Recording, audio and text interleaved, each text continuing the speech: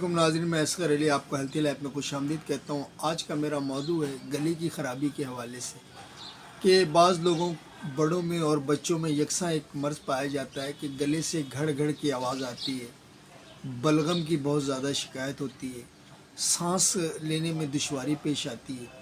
अगर जिन मेरे भाइयों बहनों या जो छोटे बच्चों को ये मसला है तो मैं ये मुजर्रब एक टोटका है या नुस्खा, आप जो भी समझें, इसको आप इस्तेमाल करें। इसके इस्तेमाल से आपके गले और सीने के जो बलगम और सांस लेने के मसाइल हैं वो बआसानी हल हो जाएंगे और हर किस्म की घड़घड़ाहट से निजात मिल जाएगी।